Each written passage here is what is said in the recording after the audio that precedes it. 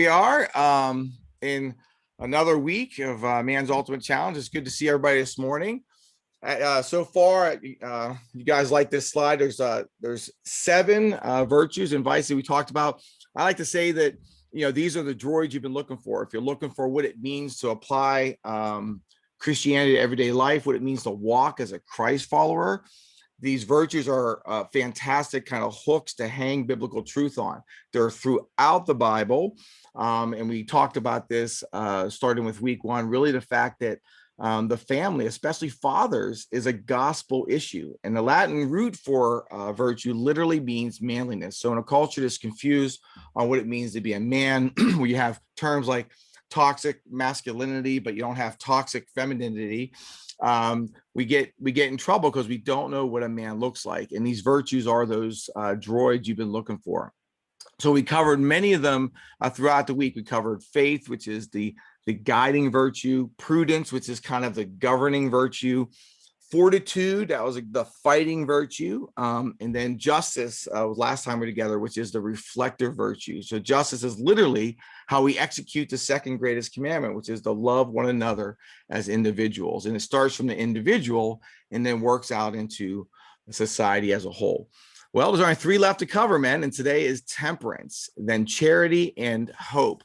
So today is really important, actually. If anything in our culture is true, is it shows that temperance and the lack thereof, the vice of gluttony, actually runs the culture instead of the other way around. And this is how we get into trouble. A lot of times we hear the word temperance, we think of, and gluttony, we think of the word like food, like we think we're gluttonous with food. Well, not necessarily. You can be gluttonous with all kinds of things. So the main point I want you to get today is this important fact: pleasure is good.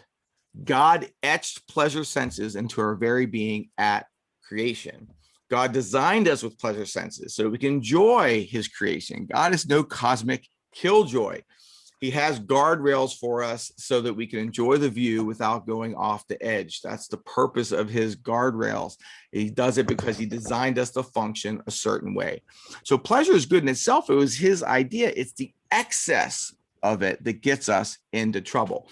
So it comes from the Greek word nephalos. You see this in the Bible. It's translated as temperate, and it means moderate in degree or quality. So you see the ancients, and then when it came to the 12 knightly virtues and so forth, you'll see that temperance was always represented by a harp. If you look at Guinness has what on it? A harp. And you look at the black and white, or you'll see it with squares, the idea that there's moderation, a proper balance of things. Temperance avoids that constant temptation in our fallen nature to enjoy and ask and demand more than what we ought to enjoy. In short, guys, temperance is a virtue. It is the excess that it is the vice. So let's look at some of these properties of temperance, or these like sub-virtues. So words, if you hear these words and you execute these things in your life, you're executing temperance. There are times when temperance calls for purity or chastity. Times it calls for moderation, abstention, and self-control.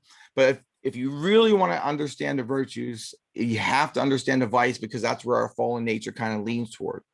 It's excess, overindulgence, selfishness, which all this kind of leads to laziness. So remember those properties. So gluttony and the pleasures will always, always, always lead to addiction, disease, and selfishness in a man's life. It's no wonder that the harp is the symbol, suggesting this need for constant state of contemplation, as our fallen nature, if it's left to its own devices, will always scream this gluttonous call for more. In fact, I remember one time a famous basketball player was being interviewed, and he became the highest paid basketball player at the time. And he asked, well, how much is enough? The interviewer asked. He goes, just $1 more. I think that is a good idea of what gluttony looks like. So in this area of temperance, we constantly have to be reminded, and this is what gets us in trouble. In fact, Romans 1 links lack of temperance to actually our understanding and ability to kind of comprehend knowledge, to think critically. That is such the impact that overindulgence has on us. In fact, temperance is so important, it's listed in 1 Timothy 3:2, along with prudence, as a qualification for an elder.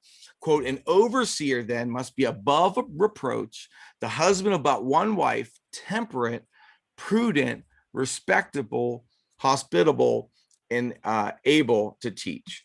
So as you go throughout your life, there'll be times the temperance calls for moderation, deferred gratification, or total abstention.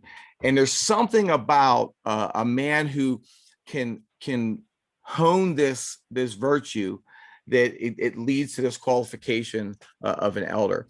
This is what gets us in trouble, man. Why many of us, we desire to finish well and we don't finish well. It is temperance. The Bible's a story about that. Recent history, think of all examples of your heroes. It's this temperance. The lack of temperance is what got them in trouble.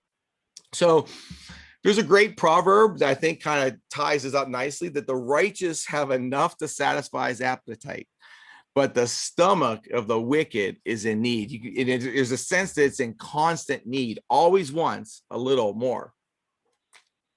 So as you saw from the definition, the gluttony has to do with excessiveness of pleasures. This is important because which in time that will lead to the slavery of addiction.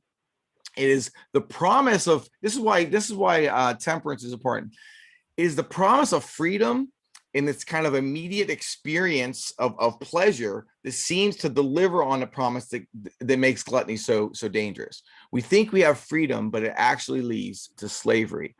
A man can be gluttonous in many things. Hobbies in themselves are good, but you can have excess of hobbies. It takes you away from doing work or doing your responsibilities or living out God's call in your life. Sexual appetite, gaming, food, work, money, social media, and dare I say, a man's smartphone, gasp, can lead to gluttony. All these things are good in itself. There's nothing in that list that is wrong. It is the excess, and out of a proper biblical context, it's wrong. So don't miss this point. It's not pleasure in itself. It is our relationship or unhealthy relationship to these things that is either temperate or gluttonous. So let me give you some examples, right? Like literally binge watching, right? Netflix, the streaming services are designed where they're almost choosing for you. I don't know if I'm the only one who's binge watched, when Stranger Things came out or something like that. Hey, watching a good series, enjoying that. I just enjoyed Band of Brothers with my 7-year-old son. Amazing series. If you haven't seen it, you're not a man, and please log off. So it is an amazing series. So I enjoyed that. We watched a couple episodes in a row. There's nothing wrong. But if you're doing your entire weekend, every night you're up till 2 and 3 in the morning, and you can't get to work the next day because you binge watch something, it gets you into trouble. So that's an example. Or how about gaming? Hey, I'm a Gen Xer. I had Atari. I had the one joystick and one button. When my kids ask me to play, they always have to tell me what the buttons do with Call of Duty. I always get confused. I purposely stayed away from games because I was really addicted to them when I was younger, and I was afraid to take too much time in my life. Or here you go. I think I'm going to meddle, man. Oh, wait a minute. Whoa. Pete, I'm done. No, notice, like, there's nothing wrong with any of these things. It's enjoyable. God wants you to enjoy his creation. In fact, this is why Jesus said in Mark 2:27, think about this, the Sabbath was made for man and not man for the Sabbath. So God didn't create this rule called the Sabbath rest and then say, great, now let me create man. No. He created a Sabbath because we need it. We need time to take a break from our work. Again, all these are good in itself, right? But it's when you squander God's time. Time's the one resource you don't get back, friends. When you squander that time in excess, that's when you get in trouble. So, I got a little echo here. I don't know why. Okay, there we go. So before we dive too deep into this, I want to talk about something that I really dive into detail in the book, and that's the importance of work in a man's life. Now, you may be thinking that a chapter on temperance, this is a very strange place to add a section to talk about man's work. Actually, this is a perfect place for this topic because it's the idle man who is not operating according to his design and purpose, who's squandering his gifts, and is a likely candidate to become a slave to the carnal pleasures. I don't know if you know this saying that if you heard it from your grandparents, what idle hands are a devil's handiwork. There's something to that saying. So let's go ahead and see what the Bible has to say about work. So first, I want to tell you that man was created in the image of God, and like God, man was created to work. Now, I always tell my single friends that, hey, God gave man a job before he gave him a woman. Now, of course, work got a lot more difficult when a woman came along. Now, wait a minute, hold on. Hey, Phil, can you erase that in case some of the wise watchers? But no, that's not true. So the idea is that God created us. We find pleasure in our work, right? But the fall tainted this. So to end up with these two extremes, we have these two extreme men. There's the man who's all work and no play. And this man works too much and does not take a day of rest weekly. So he sets himself up for gluttonous moments of pleasure. Second, there's a sluggard, the lazy man who doesn't want to work. This man's idleness leads to a foolish life of all play and no work. I like the good balance of work hard, play hard. So let's see what 2 Thessalonians has to say. The Bible is not playing when it comes to work. Keep away from every brother who leads an unruly life. If anyone is not willing to work, then he is not to eat either. That's clear. For we hear that some among you are leading an undisciplined life, doing no work at all, but acting like busybodies. You have those people at work kind of walk around, act like they're busy, but at the end of the day, they produce nothing. So verse 14, if anyone does not obey our instruction in this letter, take special note of that person and do not associate with him so that he'll be put to shame. And do not regard him as an enemy, but do this in love. You admonish him as a brother. Brother, you got to work, is what the Bible's saying. You got to do your part to provide. So temperance has a couple things here, right? Temperance, in summary, makes a man free, whereas gluttony makes a man a slave. So if you remember when we talked about fortitude, now fortitude may be necessary when times are difficult, but temperance is necessary when times are good. This is why temperance is needed and why there's so much gluttony in Western civilization, because times are good. As much as we whine about times are bad, the only reason why you have time to whine about how bad things are is because things are actually that good. Temperance is a pleasure. It's a virtue. It's that excess again that gets you into trouble. Secondly, right, temperance is defensive in its execution. You have to kind of, right, defense wins Super Bowls, as we know, and I'm a Steelers fan, so I know something about defense. So temperance is defensive in its execution. You got to say, whoa, hold back. Enough is enough. Third, temperance is prudence applied to pleasure. That's kind of a really good way to look at it. It's this righteous habit that kind of enables you to kind of govern. This is that governing virtue, kind of govern that appetite for pleasure that goes in excess. Temperance is bringing under the fruit of self-control those yearnings for pleasures and delights that powerfully attract the human heart. Guys, pleasure was God's idea. It doesn't take much contemplation to come to the conclusion that God could have excluded pleasure from his design and never created this thing called dopamine. God gave us the gift of pleasure. It is our fall that gave us the curse of demanding excess of it. I love this quote. A man is a slave to anything that he cannot part with that is less than itself. Again, that goes into our attachment to things that are less than ourselves. So with this in mind, I dive into two top topics that have impacted all of us in some way or another, where temperance will actually help us. And that is the topics of sex and alcohol. If you're a father or a mentor, you need to really pay attention, because merely giving God sexual boundaries without an appealing why comes across as God having some arbitrary rule to kill fun. Remember the quote I shared from C.S. Lewis a few weeks ago? This is a great quote. It really defines Christianity. Quote, we might think that God wanted simply obedience to a set of rules, whereas he really wants a people of a particular sort. That is God's goal. So with that, let's jump into pleasure with a purpose. There's actually a design. There's what's called a teleology. There's a design in sexual intimacy. God is the one who designed it. The organs fit together for a purpose, and he designed it for two reasons. And if you grew up like I did, you think it's only one reason, the first one, which is procreation. That's one reason. The second reason is recreation. God created sex pleasurable so that we desire more of it with our spouse. He could have made the whole process miserable. God gave sexual pleasure for both our enjoyment and, more importantly, as a means to more sacred ends, which is oneness with our spouse. Men, everything that God created has sacredness as an end. Now, marriage, as I pointed out, is unique because it is the only institution created before the fall. Man is meant to bond with his wife. But what did God design into our bodies as evidence of this to respond to pleasure? Well, let me kind of pop out these three things. Well, dopamine, obviously, it's a reward signal. So you get this with all kinds of things. If you're running or exercising, you get these dopamine rushes, even with some of the games we were talking about before. Well, floods the brain with good feelings. We all know about dopamine, but there's more. And there's two things that we don't know about that we need to know about. Well, there's this thing called oxytocin. Is a female bonding chemical. This chemical causes a woman to bond with a man, causes her to bond ideally with her husband in marriage. And then there's an opposite for men called vasopressin. This is the male bonding chemical.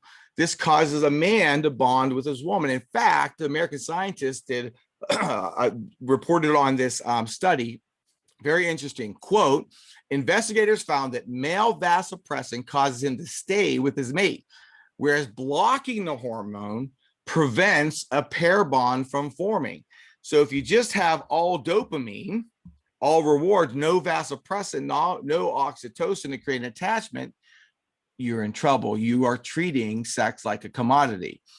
Sexual pleasure is God's means that he designed into creation for that sacred ends, which is oneness and procreation. When sexual pleasure is properly placed as the means with oneness as the sacred end, men, your wife becomes indispensable.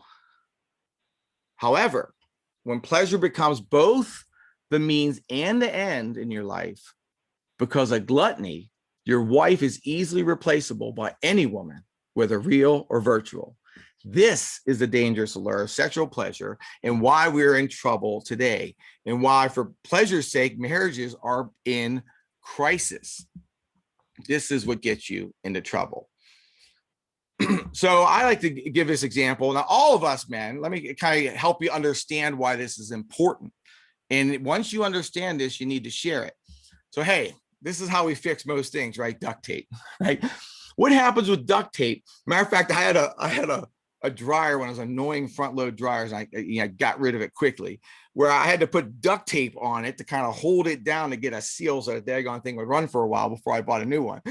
Duct tape is great. It seals anything, but over time, when you unstick it, put it on, unstick it, put on, that stickiness, the bond, the purpose designed in the duct tape starts wearing out. And it's the same thing with sexual intimacy. When you're bonding with multiple partners over time, that stickiness, that ability to bond kind of goes away. It gets worn out. And this is why we get in trouble with kind of a hookup generation. That stickiness goes away. How many sexual partners you have impacts that in a big way. This is why pornography is so dangerous, because it's all dopamine, but no vasopressin, man. So the result is true intimacy is dead over time as addiction takes over. As a marriage and family pastor, I was surprised to see younger men in their 20s and 30s needing Viagra when they're in their prime, because the pornography was all dopamine, no vasopressin. And it gets you in trouble. When pleasure becomes the ends and not merely a means to a sacred good end, the object of pleasure becomes a false god, an idol made with our own very hands. No pun intended. So you can redeem your past and your present. So I gave my testimony at the very first time I got here. So I'll kind of plow through it real quickly. So my nickname was 2 Week Pete. So when I met my wife and we got together, I fell in love with her, and I was afraid I'd blow up marriage. I have the gift of self-destruction.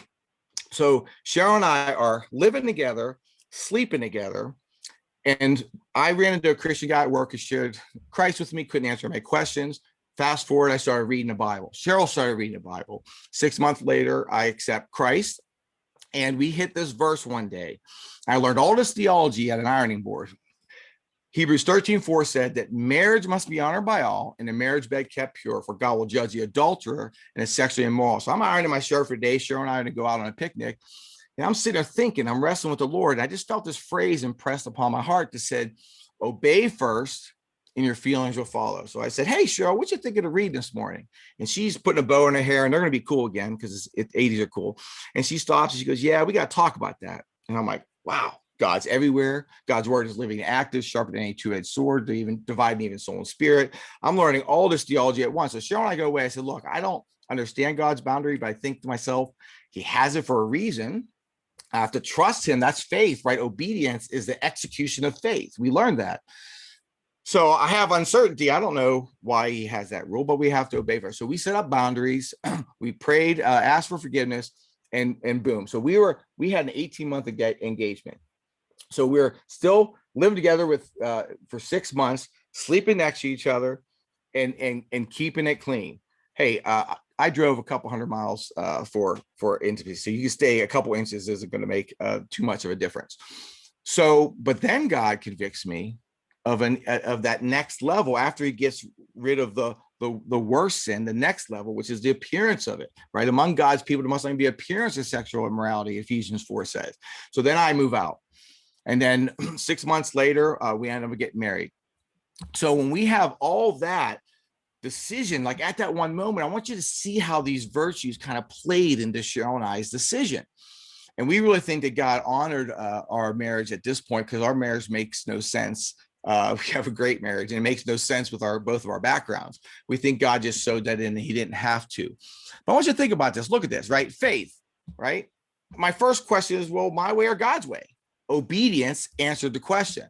The next one, temperance. Hey, look, why don't you try something? I like chocolate cake. So all of a sudden you have a craving for chocolate cake, right? That provides what obedience looks like. Married or single? Well, temperance in this area means abstention because I'm single. If I was married, it means monogamy. Well, prudence or carelessness?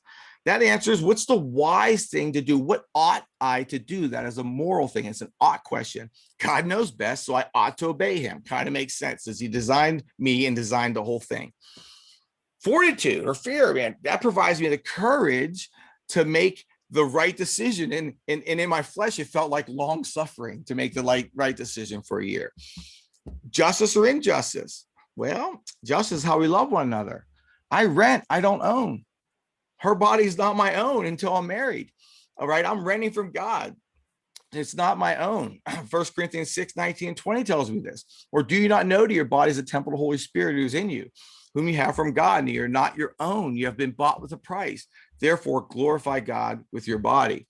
Bottom line, man, is God created sex for both procreation and recreation. And within that context of marriage, it is to be enjoyed with your wife. It is a moral duty, by the way. So tell your ladies this. It's a moral duty, as 1 Corinthians 7:3 makes clear, quote, the husband must fulfill his duty to his wife, and likewise, the wife to her husband.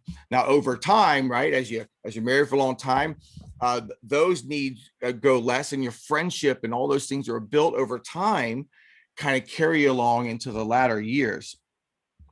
Now, let me ask you a question. Some of you are thinking to yourself, well, hey, I failed. Now what? Does it make me a hypocrite when I tell my children, hey, you should honor God's boundaries? Well, it depends. There's 2 Greek words in the Bible for hypocrite. The first word was applied to an actor on a stage in Greek dramas who, of course, while acting, right, he pretends to be someone other than himself. So as a metaphor, a hypocrite is a person who plays a part in real life under a false appearance, pretending to be someone he or she is not. The second word is more accusatory, stating that the person is acting with this goal of deceit. So to determine if you're a hypocrite or a wise counselor, you have to ask yourself, am I pretending to be something I am not? When you look back at your life, do you put on a mask and pretend you practice purity when you did not, when you talk to your kids? Or worse, are you prideful and relativistic? And as you look in the mirror, well, it was okay for me, but it's not okay for you, kids. Well, if you're walking in truth properly, believing that sexual sin was wrong for you and it's therefore wrong for your kids or a man that you're mentoring, that you're not a hypocrite, you're a wise counselor. If a hypocrite simply meant anyone who made a mistake or was a sinner, then all parenting, all teaching would be impossible. It is how you view it and how you present it that makes the difference. Don't be a phony, man. This generation hates phonies above all else. So don't be a poser. Make sure that you're presenting truth, but do it in a way that's not hypocritical. Now, I have the second topic. I call this an idol. It's a lot like I talked about before, and I like idol busting in the church. And I talked about cussing. We're more concerned about someone stubbing her toe and saying an F-bomb. Like I think of my wife stubs her toe and says an F-bomb. She doesn't disqualify me from being an elder. But if she's a gossiper and slanderer and malicious talker, she disqualifies me from being an elder. Which one are we more worried about in the church? Culturally relative cuss words that are meaningless, or slander, gossip?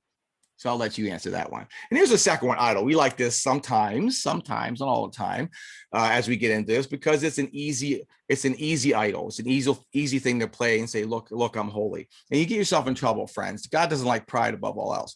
Well, my dad, I grew up in a family. My dad was an alcoholic. So my wife and I, in fact, on our first date, we're like, oh my gosh, my dad's an alcoholic. And our heart pounded. We're meant to be together. No, that actually isn't what made us come together. But that was something we had in common.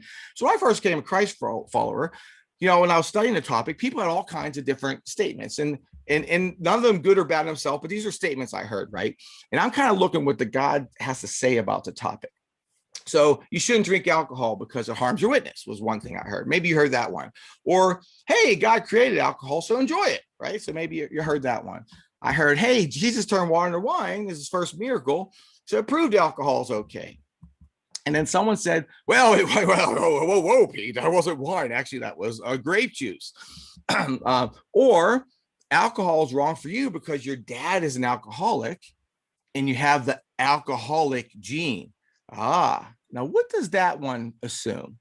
If you remember back when we went to the first week, talked about the design of man, this assumes philosophical materialism or naturalism. They were only material.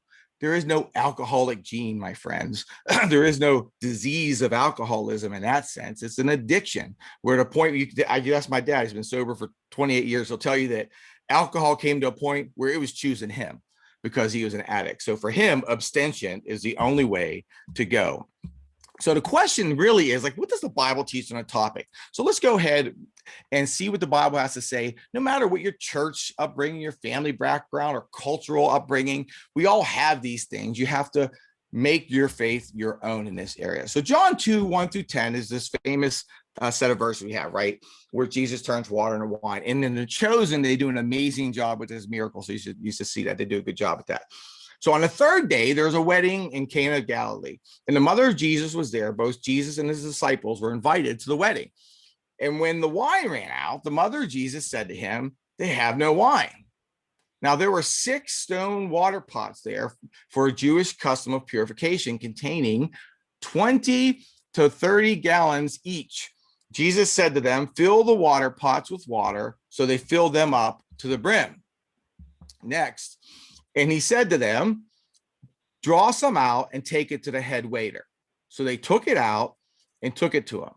When the head waiter tasted the water, which had become wine, he didn't know where it came from, but the servants who had drawn the water knew. The head waiter called the bridegroom and said to him, every man serves the good wine first, and then when people have drunk freely, then they serve the poorer wine. But you have kept the good wine till now. So it's kind of like, and if you have a Living Bible, it says everyone had Mad Dog 2020, and then here comes Apothic Red. So no, it probably doesn't say that. But we learned quite a few things in this passage, right? The fact we learned that wine in itself isn't bad. First, Jesus didn't simply turn water into wine, but according to verse 6, he turned 120 to 180 gallons of water into wine. Second, we learned that although the wine was made from water, it was not watered down much at all.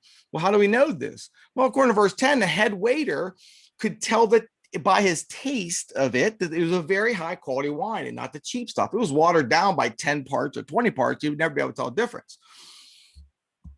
Now, here it is. wine is good in itself, but there's a serious warning about the allure of wine and getting drunk. So that's really the key. So you can't make this grape juice. That ain't happening. It was wine. It was fermented grapes. So the question to be prudent with the application of temperance for the alcoholic, is it moderation, deferred gratification, or abstention? It's obviously abstention. So I have this great fence of freedom, and I probably got more comments on this than anything. People really like this. And when it comes to the topic of alcohol, God builds for us this biblically built-in fence of freedom that we roam in, and where we land in this fence of freedom is really up to us. Some people say, oh, this is a gray area. This isn't gray area. It's black and white. You have freedom. Well, but some of you will despair on this point. Well, why doesn't God just give us a yes or no? Well, let me ask you, how are you doing in the areas where God is very specifically clear and direct with the command of yes or no? So let's not despair.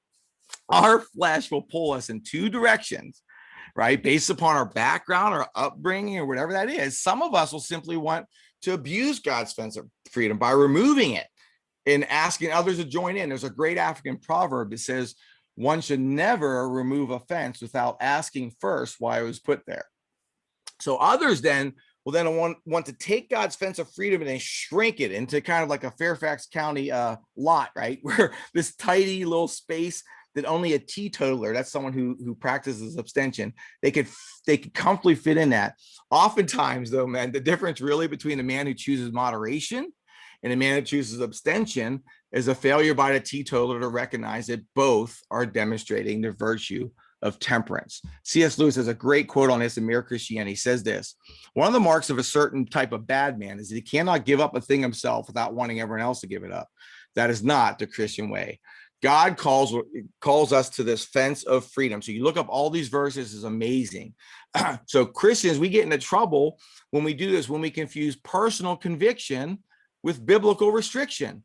One man can study this Bible in this area. If I study this Bible and he has a sociological structure that God's called him to, and his family upbringing, all this in his circle of influence, he decides as a personal conviction to abstain from alcohol.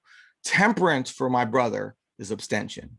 Another man can study the same thing in this area, have the sociological structure and background and family upbringing, all that type of stuff in his circle of influence, and decide from looking at this fence of freedom for the application for him is moderation without getting MC hammered. The key is being drunk, walking around getting drunk will get yourself in trouble, right? A lot of people have bad choices tied to being overly indulgent with alcohol.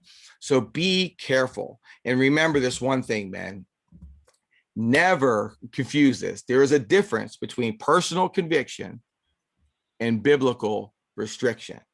So that is the key in this topic. So we learned something about temperance, right? It requires moderation, sometimes abstention. It's all about this type of balance because, friends, God wants you to be a clear thinking follower of Christ, or else certain things will really get you into trouble. So now